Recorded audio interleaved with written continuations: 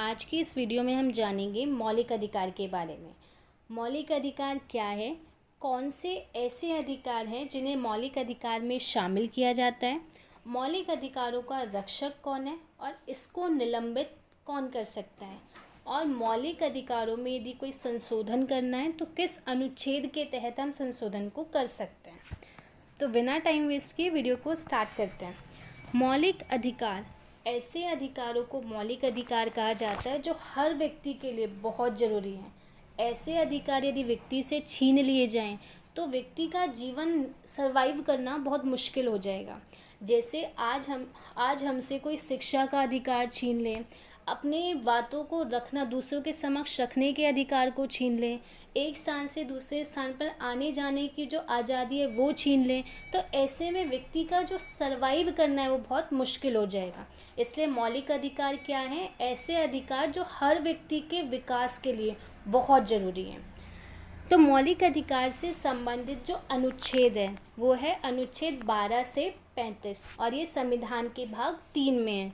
मतलब संविधान के भाग 3 में अनुच्छेद 12 से 35 जो है वो मौलिक अधिकारों से संबंधित है। संविधान का भाग 3 जो है इसे भारत का मैग्ना कार्टा की संज्ञा दी गई है। अब ये मैग्ना कार्टा क्या होता है? मैग्ना कार्टा जो है वो मौलिक अधिकारों से संबंधित पहला लिखित दस्तावेज है, जिसे 1215 में इंग्लैंड के किंग जॉन के द्वारा दिया गया था। तो भाग 3 को भारत का मैग्ना कार्टा की संज्ञा क्यों दी गई है? क्योंकि भाग 3 ही तो वो है जो मौलिक अधिकार से संबंधित है, इसीलिए भाग 3 को भारत का मैग्ना कार्टा की संज्ञा दी गई है। अब हम जानते हैं कौन से ऐसे अधिकार हैं जो मौलिक अधिकार में शामिल होते हैं। सबसे पहला है समता का अधिकार, जिसको समानता का भी कहते हैं। समता का अधिकार, समानता का अधिकार जो है ये अनुच्छेद 14 से लेकर 18 तक में संबंधित है। सेकंड, स्वतंत्रता का अधिकार, इससे संबंधित जो अनुच्छेद है वो 19 से 22 है। तीसरा है शोषण के विरुद्ध अधिकार, इससे संबंधित अनुच्छेद 23 से 24 है। धर्म की स्वतंत्रता का अधिकार, अनुच्छेद 25 से 28। संस्कृति और शिक्षा संबंधी अधिकार 29 से 30। और सबसे इम्पोर्टेंट संवैधानिक उपचारों का अधिकार, इससे संबंधित अनुच्छेद है अनुच्छेद 32।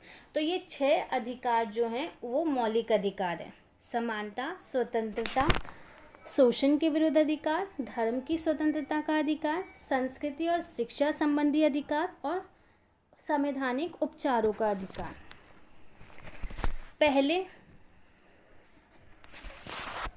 पहले जो संपत्ति का अधिकार था अनुच्छेद 31, वो भी मौलिक अधिकारों में शामिल था, लेकिन संविधान का जो 44वां संविधान संशोधन हुआ उसके बाद से संपत्ति के अधिकार को मौलिक अधिकार से हटा के अनुच्छेद 300 का के तहत उसे कानूनी अधिकार बना दिया।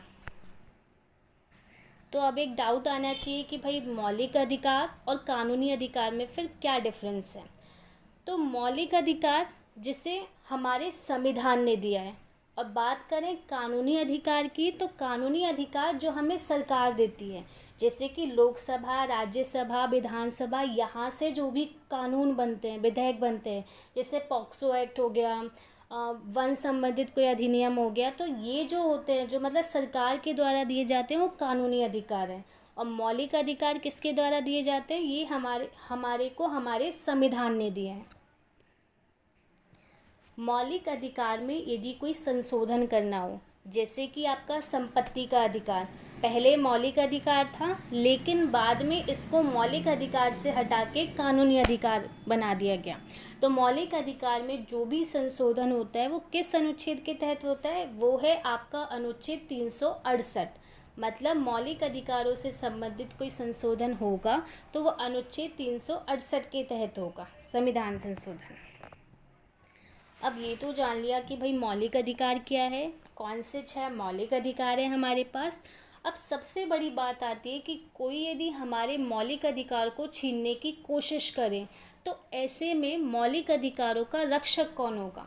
तो मौलिक अधिकार यदि आपसे कोई छीनने की कोशिश करता है तो आपके मौलिक अधिकारों की सुरक्षा की गारंटी लेता है सुप्रीम कोर्ट और हाई कोर्ट। मौलिक अधिकारों की सुरक्षा की जिम्मेदारी होती है सुप्रीम कोर्ट और हाई कोर्ट की। निलंबित की बात करें तो मौलिक अधिकारों को कब निलंबित किया जा सकता है? तो मौलिक अधिकारों को निलंबित जो कर सकता है वो है राष्ट्रपति। राष्ट्रपति मौलिक अधिकारों को निलंबित कब करता है? जब देश में आपातकाल, इमरजेंसी लग रही हो।